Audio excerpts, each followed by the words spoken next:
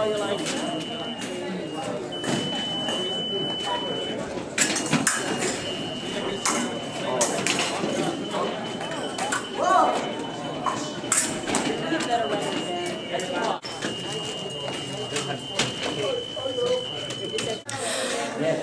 In our country, we have a Junior Olympic qualifier that runs the third weekend of February. It's always President's Weekend. And this is the qualifier for the Junior Olympics. This is going to be for fencers who were born between 1992 and 1998, junior and cadet. We have foil, epee, and saber, men and women's, junior and cadet fencing. So this is the qualifying event for that event. So what is the difference between saber and epee, or hang on, foil and saber, right? Well, there's three different weapons. Two of the weapons are thrusting weapons. That means that you can only make touches with the end of the weapon. That would be foil and epee. The difference between foil and epee is, in foil, it's just the chest that's the target. In epee, your whole body is the target. The difference between foil and epee and saber is that with the thrusting weapons, you can only make a touch with the end of the weapon. With the saber, you can hit them with any part of the weapon. But other than that, pretty much the first person who gets the touch gets the point. Okay, now there's the key point. The rest of it sounds pretty technical, but really you hit them first and you win. Yeah, pretty much fencing is about making the attack first or causing your opponent to make a mistake and then capitalizing on that mistake and hitting them. So it's a battle of wills and a battle of strategy. You're trying to cause the other person to make a mental mistake and then take advantage of it. It's kind of like, they call it physical chess for that reason. Really, it's one brain fencing against another brain. We just happen to have swords attached to those brains. How is fencing surviving the recession here? Well, you know, it's just like any other sport. There's always people who, for one reason or another, can't afford to maybe go to as many tournaments. But fencing, compared to a lot of other sports, is a pretty inexpensive sport. A lot of the weapons don't cost a lot of money. There's a lot of reasonably priced clubs and classes, unlike other sports like skiing, or, well, heck, even badminton. Someone told me they spent $200 for a badminton racket. Fencing actually is pretty cheap, and so people tend to have their equipment, keep it for a long time. It's pretty affordable to get started. What age do a lot of the kids start at? Well, people can start at any time. I started at the age of 36, and so we always, of course, encourage people at any age to fence.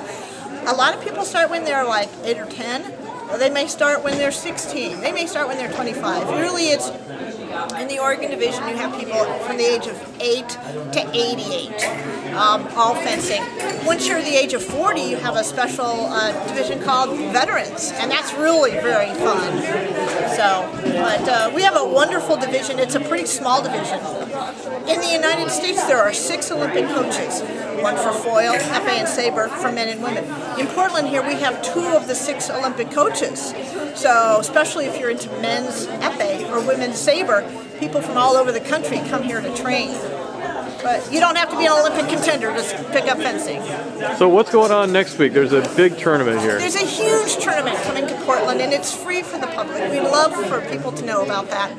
It's going to be at the Oregon Convention Center, and it's what we call a North American Cup. There's 5 of these North American Cups. This one, it happens to be for the top fencers in the country. It'll be the top 1,100 fencers for Division I and Junior. Basically, the youngest, quickest fencers are going to be fencing. A lot of people who are going to be competing for the Olympics will be there. And we encourage people to come and watch. Like I said, it's free. And these are the best fencers in the country, and they'll be here fencing for your enjoyment January 13th, 14th, 15th, and 16th. About how many Oregon kids, Oregon Southwest Washington kids are going to be there? We usually about have 70. Like I said, the 2 of the Olympic training centers are here in Portland.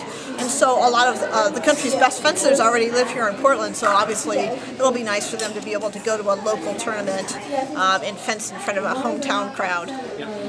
So the 2 Olympic training centers there, is this one of them? This is one of them. This is the Northwest Fencing Center, which was started in 2000. It's one of the premier fencing clubs. in the country. The men's épée coach is here. And so any young man who is looking to go to the Olympics will be training here. Just 1 mile away at the Oregon Fencing Alliance, that's the Olympic Training Center for Women's Saber. And two-time gold medalist Muriel Zagutis trains out of that. Basically the top contenders in the country. For women's saber, they fence only just a mile away. Well, who's the coach for the women's That would be saber? Ed Kerfanti. In fact, he was judged by all the other international coaches as being the top coach of in the world. So truly, he's from Poland. Very nice man. Very soft-spoken, but obviously his fencers' results speak for themselves. And the men's coach? That would be Sebastian Dos Santos, and he's not here right now. He's away in a tournament, but all the top épéists train here at the Northwest Fencing Center. So let's see, this year, doggone it, this is an Olympic year, isn't it? This is an Olympic year, and so the fencers right now in the United States, well, and in other parts of the world too, they may decide they're Olympic contenders in other ways. But becoming chosen for an Olympic team partly is how you do at world events, World Cups, and that kind of thing. It also has to do with national points. And so it's not winner take all. The top 32 fencers perhaps might get some kind of point. So this next weekend is going to be important for fencers who are kind of on the bubble of qualifying for the Olympics. They want to go to this event so that they can get enough points that will help with their qualification for the Olympics. All right. Hey, are there any college fencing programs? Oh, there are quite a few. Here in the Portland area, I know PSU, Reed. But those are just clubs, though. Those are clubs. I mean, there's no like scholarships for. Oh well, you can see a lot of these banners here. They all have extremely active fencing programs, NCAA, and in fact, I know a young lady, Isabel Ford, and she was accepted into Princeton on scholarship. So there's a lot of fencing programs in the country, and you know, fencers tend to be a smart crowd, so they're probably getting scholarships based on their academics as well as their fencing prowess. But a lot of the really oldest programs, in fact, Isabel. Hey Isabel, you're going to Princeton? Didn't you get a scholarship? Now, did you get a scholarship based on your fencing? They don't give athletic scholarships. They just give need-based scholarships. But are you going to be fencing at Princeton? Yes. Yeah. So Isabel Ford here, she got a scholarship. She's going to be accepted into Princeton, and so Cliff here is talking about fencing in college, and I was just mentioning that there are programs in college where you can fence. Yep.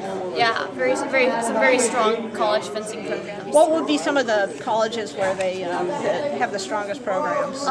Princeton is going to have a killer women's épée squad. I mean, they already do. And that's not because of you joining them. Well, they have a lot of strong épéists this year on the women's side, and on the men's side too. Indeed. Notre Dame has really strong. Duke has a really good program. Yeah. So your banner is going to have to join up here if it's not already on there. So. Yeah, but then you can kind of get a feel for, you know, some schools that we traditionally send a lot of people to would be Notre Dame and Duke. They've thank you so much, over the past, they have contributed coaches who have enriched our division, and in return, our fencers often want to go to Duke and Notre Dame. So it's a win-win for both.